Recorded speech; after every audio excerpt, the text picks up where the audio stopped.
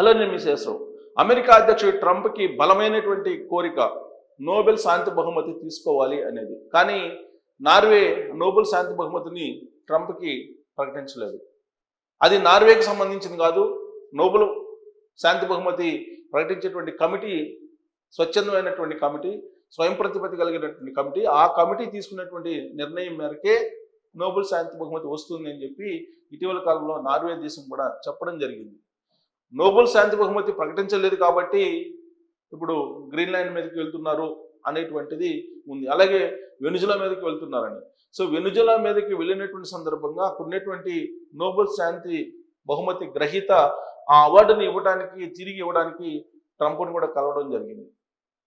ఇలాంటి పరిణామాల నడుమ అసలు నోబెల్ శాంతి బహుమతికి బాగా ఇంట్రెస్ట్గా ఉన్నటువంటి ట్రంప్ ఇప్పుడు ఏమంటున్నారంటే, స్వర్గానికి చేరడానికి నేను దగ్గరగా ఉన్నాను, స్వర్గపు అంచుల్లో ఉన్నాను, 8 యుద్ధాలను ఆపేశాను, కాబట్టి నేను నేరుగా స్వర్గంలోకి వెళ్ళబోతున్నానని చెప్పి ఆయనకు ప్రకటించుకున్నారు.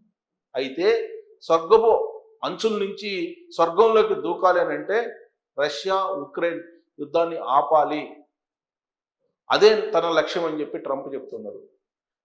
ఈజీగా యుద్ధాన్ని ఆపేయచ్చు అని చెప్పి అనుకున్నాను, స్వర్గంలోకి వెళ్ళిపోతానని చెప్పేసి అనుకున్నాను, కానీ అంత ఈజీ కాదు రష్యా ఉక్రెయిన్ యుద్ధాన్ని ఆపడం అనేటువంటి విషయాన్ని కూడా దావోస్లో తాజాగా ట్రంప్ అనౌన్స్ చేశారు. కానీ యుద్ధాన్ని ఆపేదానికి చాలా దగ్గరగా ఉన్నాను అనేటువంటి ఆశాభావాన్ని కూడా వ్యక్తం చేశారు. సో ఉక్రెయిన్ రష్యా మధ్య యుద్ధం ఆగిపోతే దాదాపుగా ప్రపంచవ్యాప్తంగా నెలకొన్నటువంటి అనిశ్చితి చాలా వరకు తగ్గే అవకాశం ఉంది.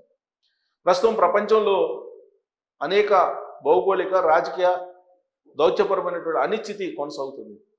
ఇలాంటి పరిస్థితుల నడుమ బంగారం రేటు పెరుగుతుంది, డాలర్ పెరుగుతుంది, డాలర్ బలపడుతూ ఉంది. మరోవైపు వెనుజులా అధ్యక్షుడిని కిడ్నాప్ చేసి తీసుకెళ్లి న్యూయార్క్ జైల్లో ట్రంప్ పెట్టారు. ఇంకొక వైపు గ్రీన్లాండ్ కావాలంటున్నారు, మరోవైపు డెన్మార్క్ వ్యతిరేకిస్తుంది, ఇంకొక వైపు కెనడా 51వ రాష్ట్రం అంటున్నారు. ఇలాంటి పరిస్థితుల నడుమ ఇంపోర్టెడ్ డ్యూటీస్ దిగుమతి సుంకాలను అత్యధికంగా ట్రంప్ వేస్తూ అందరినీ భయానక వాతావరణానికి గురి చేశారు. దీంతో అమెరికాలో ఉండేటువంటి అమెరికా పౌరులు, సొంత పార్టీలో ఉండేటువంటి రిపబ్లికన్స్ కూడా ట్రంప్ను వ్యతిరేకిస్తున్నారు. నవంబర్లో మధ్యంతర ఎన్నికలు కూడా రాబోతూ ఉన్నాయి. ఆ క్రమంలో ట్రంప్ ఒకవేళ ఆ సొంత పార్టీలో ఉండేటువంటి ప్రతినిధులను గెలిపించుకోలేకపోతే అప్పుడు ఖచ్చితంగా ఆయన మీద అవిశ్వాస తీర్మానం పెట్టేటువంటి అవకాశం ఉంది. అలాంటి పరిస్థితులు ఇప్పుడు పొంచి ఉన్నాయి. అందుకే ఆయన తాజాగా యూటర్న్ తీసుకున్నారు. యూటర్న్ తీసుకొని యూరోపియన్ యూనియన్ మీద ప్రకటించినటువంటి ట్యాక్సుల్ని వెనక్కి తీసుకున్నారు. దీంతో ఇవాళ కొంత స్టాక్ మార్కెట్ పుంజుకుంది.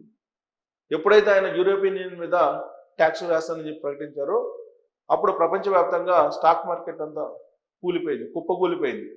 అంటే అమెరికా అధ్యక్షుడు ట్రంప్ ఒక డాన్ లాగా వ్యవహరిస్తున్నాడు, ఒక గ్యాంగ్స్టర్ లాగా వ్యవహరిస్తున్నారు అనేటువంటి వ్యాఖ్యల్ని యూరోపియన్ యూనియనే ప్రకటించింది.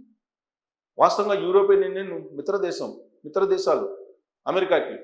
కానీ అమెరికా వాటిని మిత్ర దేశాల్లాగా చూడకుండా వాటిని బానిసల్లాగా చూస్తున్నాడు ఆయన అనేటువంటి అభిప్రాయానికి ఆ దేశాలని తీసుకొచ్చాడు ట్రంప్. ఏ రోజు ఏ విధంగా ఎలాంటి స్టేట్మెంట్స్ ఇస్తారో కూడా అర్థం కాదు.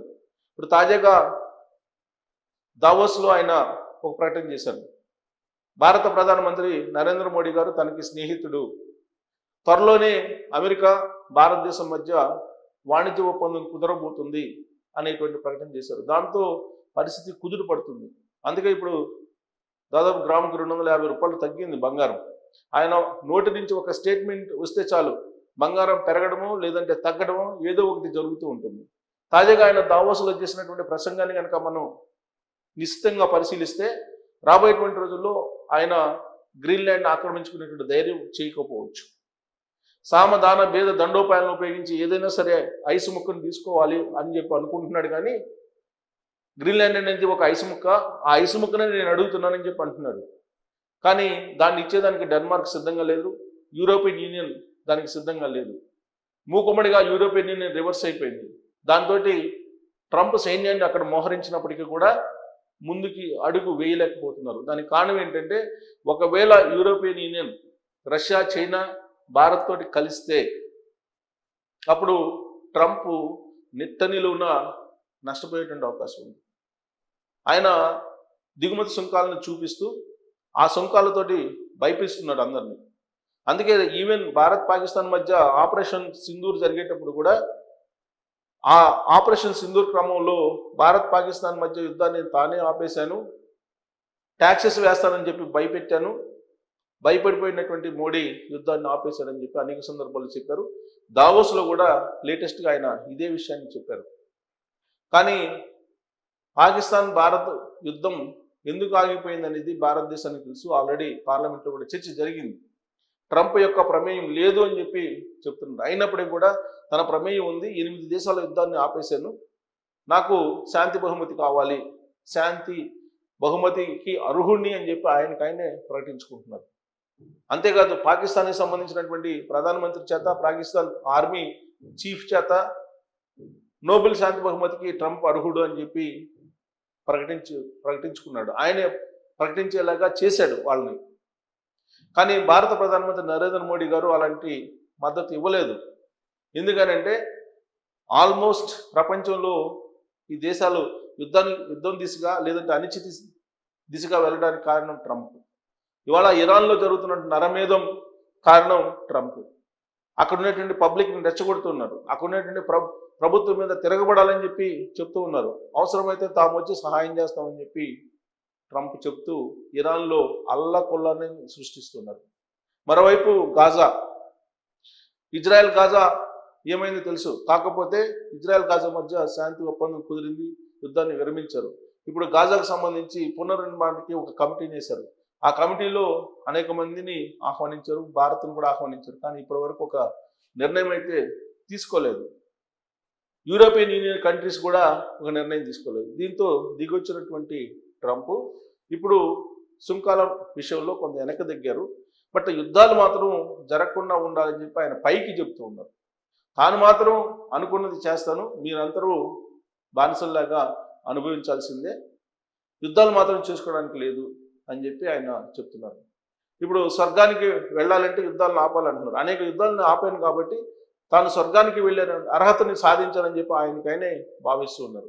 ఒక్క రష్యా యుక్రెయిన్ యుద్ధాన్ని ఆపితే కనుక ఆ స్వర్గపు అంచుల్లో నుంచి స్వర్గంలో పడిపోతానని చెప్పి ఆయన బలంగా నమ్ముతూ ఉన్నారు. మరి ఆయన నమ్మకం పెట్టుకున్నారు. ఆ నమ్మకం ప్రకారం యుక్రెయిన్ అలాగే రష్యా మధ్య యుద్ధం ఆగిపోతుందనంటే ఆగిపోయేటువంటి పరిస్థితి ఉంది అని చెప్పి ఆయన చెప్తున్నారు.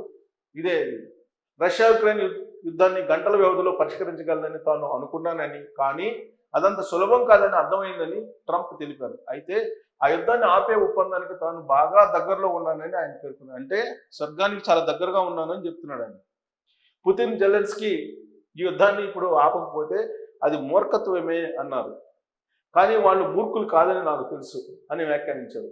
తన ప్రసంగంలో పర్యావరణ లాభీ గురించి కూడా ప్రస్తావించిన ట్రంప్ యూరోప్లో కొంతమంది మూర్ఖులు పవన విద్యుత్ విషయంలో అమాయకంగా వ్యవహరిస్తున్నారని, చైనా వారికి విండ్ మిల్స్ను విక్రయించి సొమ్ము చేసుకుంటుందని ఎద్దేవా చేశారు. చైనాలో ఎక్కడ విండ్ మిల్స్ ఉన్నట్టు తాను చూడలేదని, వాటి వల్ల పక్షులు చనిపోతాయని, ప్రకృతి అందాలను చెడగొడతాయని, మూర్ఖులే వాటిని కొంటారని దుయ్యబట్టారు. విద్యుత్ ద్వారా డబ్బు సంపాదించాలి తప్ప కోల్పోకూడదు. విండ్ మిల్స్ వల్ల డబ్బు కోల్పోతారని పేర్కొన్నారు. ఇక అమెరికా నుంచి ఎన్నో ఉచితాలను పొందుతున్న కెనడా అమెరికా పట్ల కృతజ్ఞతగా ఉండాలని వ్యాఖ్యానించారు. ఫ్రాన్స్ అధ్యక్షుడు కంటి సమస్య కారణంగా పెట్టుకున్న కళ్ళజోడు గురించి కూడా ట్రంప్ ప్రస్తావించారు. ఆ అందమైన చలువ కళ్ళద్దాలతో ఆయన్ను నిన్న చూశాను, అసలు ఏం జరిగింది అంటూ తనదైన శైలిలో వ్యాఖ్యానించారు. ప్రసంగం అనంతరం 20 నిమిషాల పాటు ప్రశ్నోత్తరాల కార్యక్రమంలో పాల్గొన్న ఆయన భారత ప్రధాని మోడీ పట్ల తనకు గౌరవం ఉందని ఒక ప్రశ్నకు సమాధానంగా చెప్పారు. భారత్తో మంచి వాణిజ్య ఒప్పందం కుదురుతుందన్న ఆశాభావాన్ని వ్యక్తం చేశారు. సో ఫ్రాన్స్ అధ్యక్షుని వదిలిపెట్టలేదు, ప్రధాని నరేంద్ర మోడీ గారిని వదిలిపెట్టలేదు, అలాగే యూరోపియన్ యూనియన్ వదిలిపెట్టలేదు, చైనాని వదిలిపెట్టలేదు. అన్నిటికీ పరోక్షంగానో ప్రత్యక్షంగానో చురకలు వేస్తూ నరేంద్ర మోడీ గారిని చాలా గౌరవంగా చూస్తానని చెప్తూనే వాణిజ్య ఒప్పందం త్వరలో కుదురుతుందన్న ఆశాభావాన్ని వ్యక్తం చేస్తూనే దావోస్ వేదిక మీద ట్రంప్ చేసినటువంటి ప్రసంగం ఆయన్ని త్వరలోనే స్వర్గంలోకి పంపించేలాగా కనిపిస్తుంది అనేది అంతర్జాతీయ నిపుణులు భావిస్తున్నారు. మరి మీ అభిప్రాయం ఏంటనేది తెలియజేసి థ్యాంక్ యూ.